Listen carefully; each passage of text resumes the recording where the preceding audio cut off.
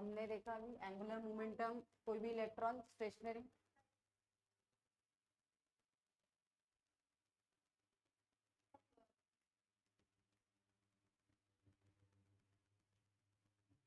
तो कोई भी इलेक्ट्रॉन एक स्टेशनरी स्टेट में घूम रहा है, स्टेशनरी स्टेट यानी क्या, पर्टिकुलर ऑर्बिट में घूम रहा है, तो हर एक ऑर्बिट में उसका एंगुलर मोमेंटम कैसा रहता है, अलग अलग रहता है, और हर एक ऑर्बिट में उसका एंगुलर मोमेंटम कितना रहेगा उसकी वैल्यू तुमको क्या किया है, दिया। यहाँ ऑर्बिट चेंज करो एन के जगह पहला दूसरा तीसरा चौथा, तुमको एंगुलर मोमेंटम की वैल्यू मिलेगी। ठीक है, बोल रहा है कि ये इस फॉर्मूले का इंटीग्रल मल्टीपल वही क्या होता है, एंगुलर मोमेंटम। ये किसने बताया, बोर ने बताया। कितनी जरूरी बात बताया उसने कि चारों ओर घूम रहा है तो उसका एंगुलर मोमेंटम होगा और कितना होगा उसका भी फॉर्मूला निकाल के दे दिया है। ठीक है, तो कल हम लोगों ने पोस्टुलेट पढ़ा था, तो पहला पोस्टुलेट कोई दोहरा सकता है, क्या है, electron in hydrogen atom move around the nucleus around in a circular path, और सर्कुलर पाथ को क्या बोलते हैं, ऑर्बिट, स्टेशनरी स्टेट या फिर अलाउड एनर्जी स्टेट। और दूसरा क्या बोला है कि जो इलेक्ट्रॉन जो ऑर्बिट में घूम रहा है उसकी ऑर्बिट में उसकी जो एनर्जी है वो कैसी चेंज होती है, क्या टाइम के साथ, नहीं, कांस्टेंट रहती है। ठीक है, चेंज कब होती है, जब लोअर टू हायर जाएगा या फिर हायर टू लोअर जाएगा, तब उसकी एनर्जी क्या होगी, चेंज होगी। और जो चेंज अगर लोअर से हायर गया तो एनर्जी क्या करेगा, वो लोअर से हायर गया तो लोअर से हायर गया तो इलेक्ट्रॉन एब्जॉर्ब और release energy, it moves from lower stationary state to higher. Absorb कब करेगा, जब वो लोअर से कहा जाएगा, हायर में, और रिलीज कब करेगा, लोअर से हायर से कहा जाएगा, लोअर में। कल ही पढ़ा था ना दूसरा, ये जो दूसरा लिखा है, हाँ तो यहाँ पे तुमको हायर लिखवाया था ना कल, तुमने कल मिस्टेक, कल सही किया ना। यहाँ पे कल हमने बताया था ना कि एब्जॉर्ब कब करने वाला है वो, जब वो लोअर से कहा जाएगा, हायर में। ठीक है, और रिलीज कब करने वाला है, जब वो हायर से कहा आएगा, लोअर में। ये दूसरे वाला चेंज करने के लिए बोला था, तुमने पहले ही चेंज कर दिया क्या,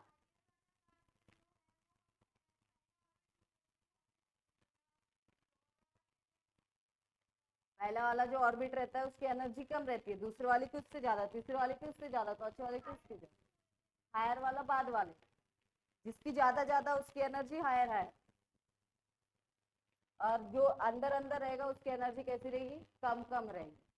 तो लोअर से अगर हायर में जा रहा है यानी अंदर से कहाँ जा रहा है, बाहर, तो एनर्जी क्या करेगा, एब्जॉर्ब करेगा। कल ही तो बात की थी, यहाँ पे डायग्राम बनाया था ना, डायग्राम देख के बताते। ठीक है, ये देखो ये न्यूक्लियस है, इसके क्या है, ये ऑर्बिट्स है।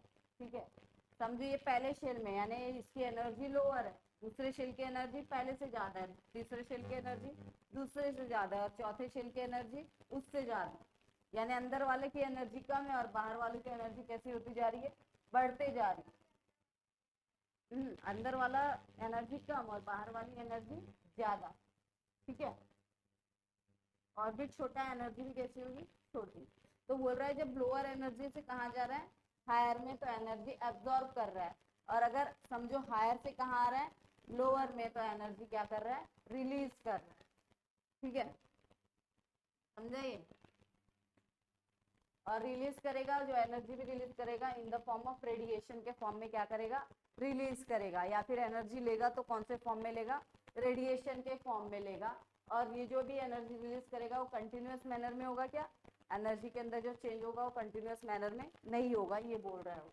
और जो भी एनर्जी रेडिएशन की अब्जॉर्ब या फिर इमिट होगी उसकी फ्रीक्वेंसी भी दिया हुआ है, कितनी फ्रीक्वेंसी उसकी होगी, कैसे आया ये भी तुमको मैंने कल बताया था। ठीक है, और ब्याज बता दिया कि हर एक स्टेशनरी यानी हर एक ऑर्बिट में है तो उसका अपना एक क्या है, एंगुलर मोमेंटम है, और उसकी वैल्यू यहाँ पे दी गई है।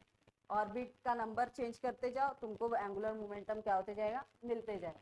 इसलिए शॉर्टकट में बताया कि ये जो फॉर्मूले का इंटीजर से मल्टीप्लाई करते जाओगे, एंगुलर मोमेंटम हर एक ऑर्बिट का क्या होगा, मिलेगा। इंटीजर तुमने मैथ में पढ़ा है ना, 1 2 3 4 5 6 7 8 सब क्या है, इंटीजर।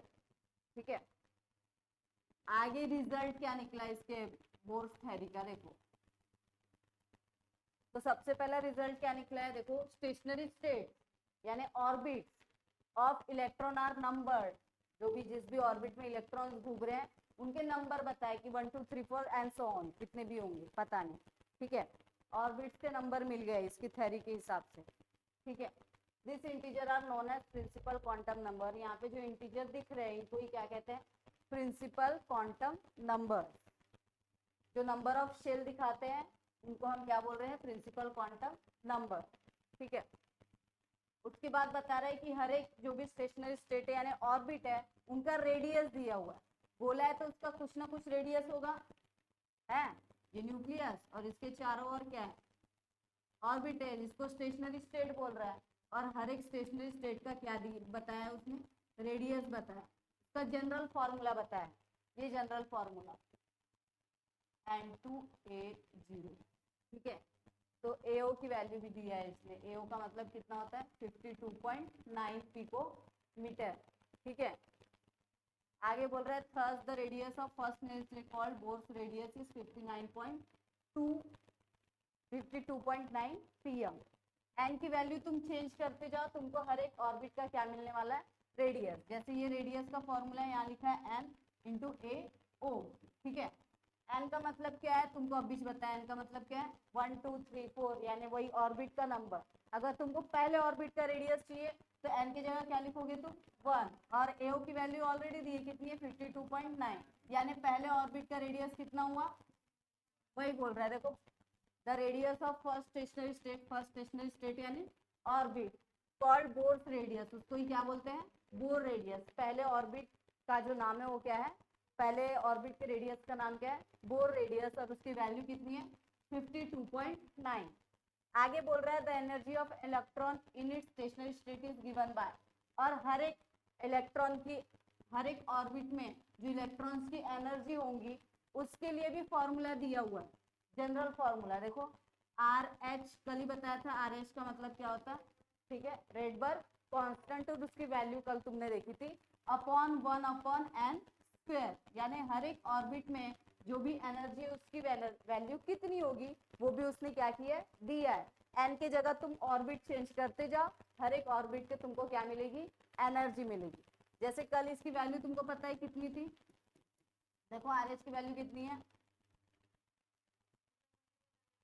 10677, ठीक है। आर की जगह हमने वो लिख दिया, अपॉन फॉर्मूले में क्या है 1 अपॉन एन स्क्वायर, और हम बोल रहे हैं एन का मतलब क्या होता है 1 2 3। हमको सपोज पहले ऑर्बिट की एनर्जी चाहिए तो हम एन की जगह क्या पुट करेंगे 1, तो 1 का स्क्वायर क्या होगा -109677, यानी पहले ऑर्बिट की एनर्जी इतनी होगी, ऐसा वो बोल रहा है।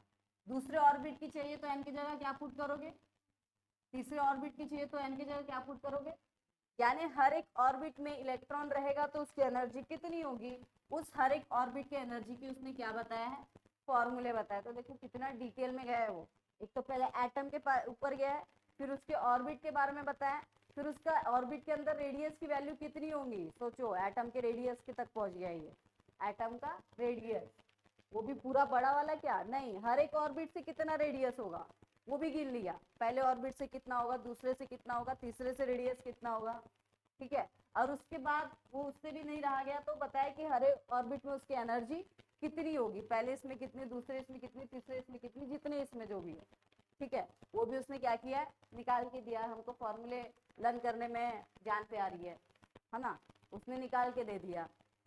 तो सोचो कितना डिफरेंस है तुम्हारे और उसके बीच में। यहाँ आर एच की वैल्यू भी बताया।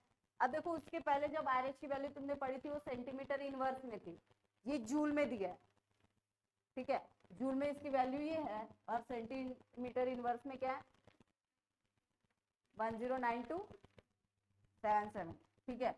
तो हमको तो एक लर्न नहीं हो रही, यहाँ दो दो पता नहीं क्यों दे दिया, यही दिमाग खराब कर दिया है ना, सब लर्न करना है तुमको।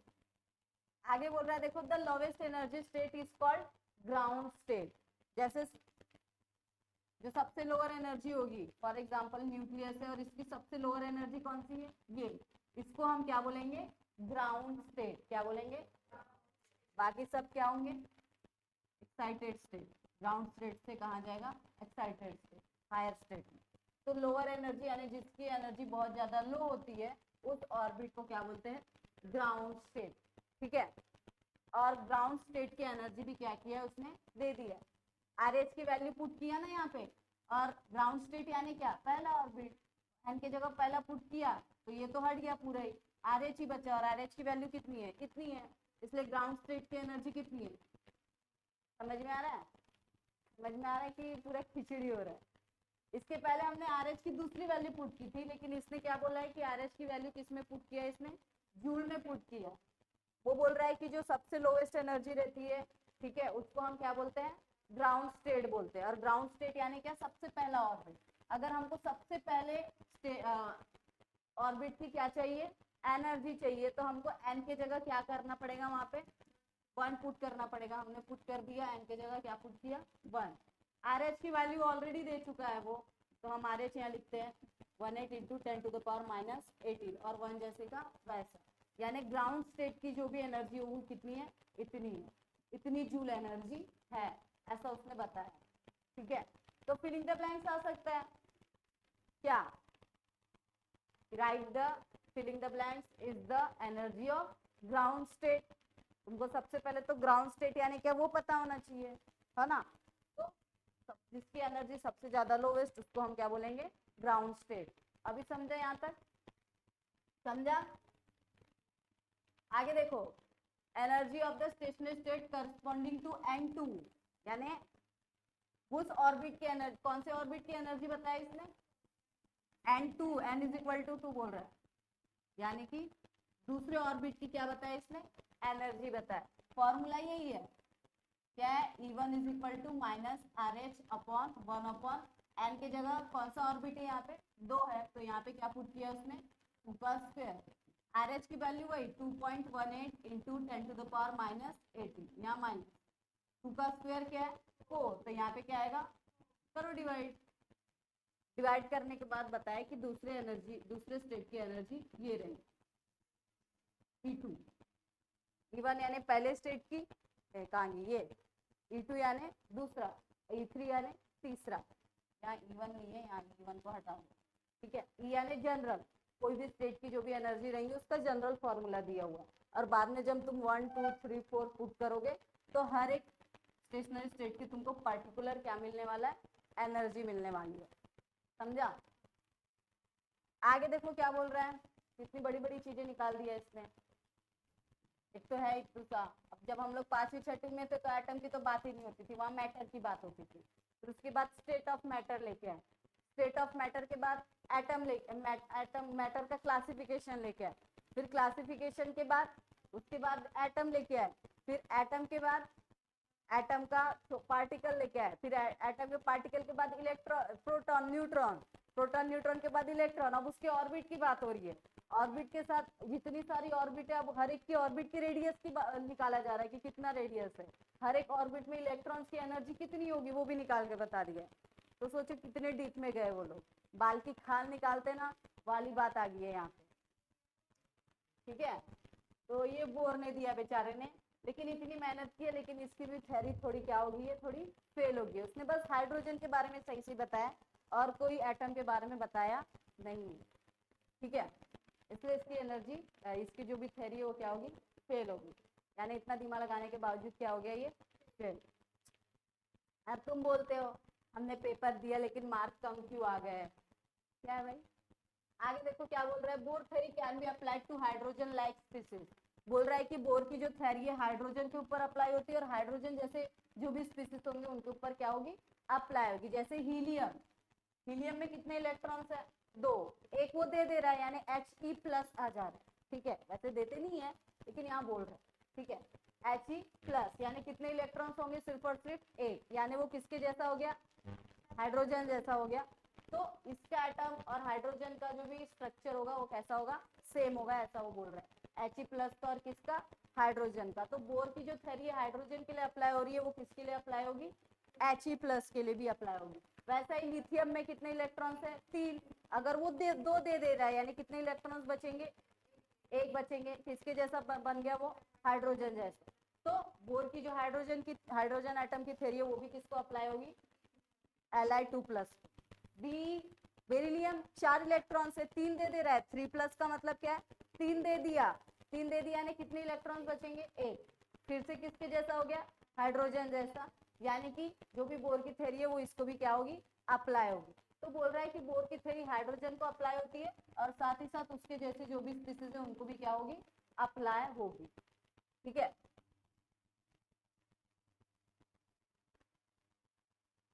हाँ, और आगे बोल रहा है कि ये जो अलग अलग स्पीसीज के जो भी एनर्जी होगी, ठीक है, उसकी एनर्जी के लिए भी क्या दे दिया है उसने, फॉर्मूला। एटॉमिक नंबर पुट करो, उसकी एनर्जी और उसके ऑर्बिट का नंबर पुट करो, तुमको हर एक स्पेसिफिक जो भी एलिमेंट है उसके एनर्जी तुम फर्स्ट सेकंड थर्ड फोर्थ जिसकी भी एनर्जी है तुमको क्या हो जाएगी, मिल जाएगी।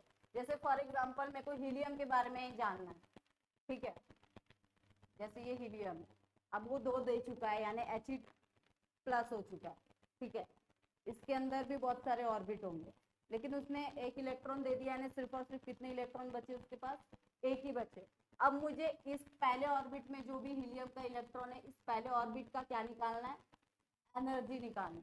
फॉर्मूला कौन सा यूज करना है, ये यूज करना, ठीक है। जैसे पहले स्टेशनरी स्टेट की तुमको एनर्जी चाहिए, तुम क्या लिखोगे यहाँ पे, E1, फिर यहाँ लिखोगे -2.18 इंटू 10⁻−18, ये RS की वैल्यू है, ठीक है।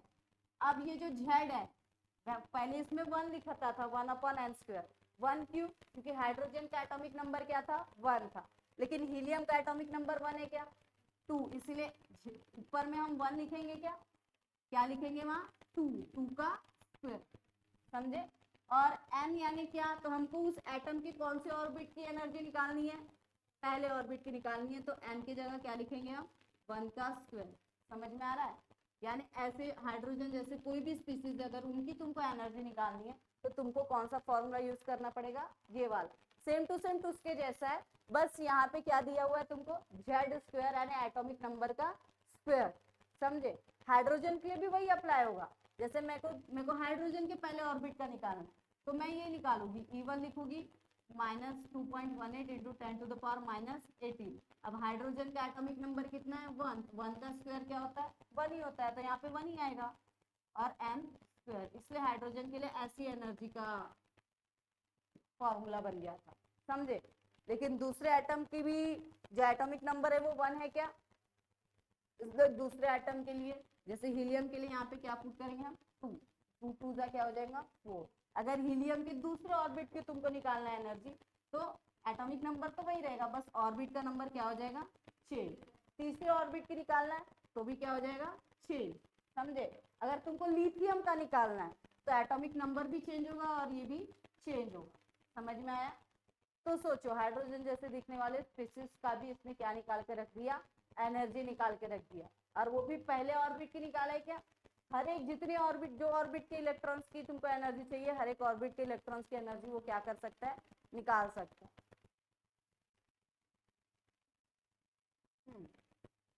और उसके बाद हर एक के स्टेशनरी स्टेट का रेडियस भी बता दिया, कुछ तो सर रहम कर ले इन लोगों के ऊपर, क्या देखो रेडियस की भी बताया 52.9 यानी A0 है, और n²/z, उसमें भी क्या डाल दिया वहां पे, एटॉमिक नंबर, ठीक है, z is the atomic number. R बोल रहा है वेलोसिटी भी कैलकुलेट कर सकते लेकिन दिया नहीं है, ठीक है। और बोल रहा है क्वालिटेटिवली यानी क्वालिटेटिव वाइज देखे तो क्या होता है, the magnitude of velocity, velocity की जो वैल्यू है, इलेक्ट्रॉन्स की वेलोसिटी की जो वैल्यू है वो इंक्रीज होती है जैसे जैसे z क्या होता है, इंक्रीज होता है, ठीक है। यानी कि तो एटॉमिक नंबर हाइड्रोजन का 1 यानी उसकी इलेक्ट्रॉन की वेलोसिटी कम होगी, हीलियम के जो एटॉमिक नंबर है वो 2 यानी उसके इलेक्ट्रॉन्स की वेलोसिटी कैसी होगी, बढ़ेगी। जैसे जैसे z की वैल्यू बढ़ेगी यानी एटॉमिक नंबर क्या होगा, बढ़ेगा, वैसे वैसे इलेक्ट्रॉन्स की जो वेलोसिटी का मैग्नीट्यूड है वो भी क्या होगा, बढ़ेगा, समझे, ऐसा वो बोल रहा है। और डिक्रीज होगा with increase in principle quantum number, और अगर तुम प्रिंसिपल क्वांटम नंबर यानी शेल का नंबर लिख रहे हो 1 2 3 4, पहले शेल की निकाल रहे हो तो वेलोसिटी ज्यादा निकलेगी, दूसरे शेल की निकालोगे तो कम, फिर आगे जाओगे तो उससे कम, और आगे जाओगे तो उससे कम, यानी जैसे जैसे शेल में तुम आगे बढ़ते जाओगे इलेक्ट्रॉन की वेलोसिटी क्या होती जाएगी, कम कम कम कम होती जाएगी। और अगर एटॉमिक नंबर बढ़ाते जाओगे यानी एक एलिमेंट से दूसरे एलिमेंट पे जाओगे तो उसकी जो वेलोसिटी है वो क्या होगी, ज्यादा होगी, ठीक है, समझ में आ रहा है मैं क्या बोल रही हूँ? जैसे मैंने बोल दिया कि दो एटम है, एक का एटॉमिक नंबर 1 है और दूसरे का 4 है, तो बताओ किसके इलेक्ट्रॉन्स की वेलोसिटी ज्यादा होगी? 4 वाले। मैं बोलती चल देखो, 4 एटॉमिक नंबर 4 है, ऐसा एक एटम है, उसके पहले ऑर्बिट के इलेक्ट्रॉन्स की वेलोसिटी और पांचवें ऑर्बिट के इलेक्ट्रॉन्स की वेलोसिटी में किसकी वेलोसिटी ज्यादा होगी? पहले की ज्यादा होगी। समझ में आया तुमको? यानी अगर तुम शेल की संख्या बढ़ा रहे हो तो वेलोसिटी कैसी होगी? कम होगी। और अगर तुम एटॉमिक नंबर बढ़ा रहे हो तो वेलोसिटी कैसी होगी? ज्यादा। समझा? समझ में आया? तो यहीं तक रहते थे क्या? यही सुन के बोर हो गए ना तुम? तो अच्छे से पढ़ो, इतने डिटेल बात बताइए इसमें।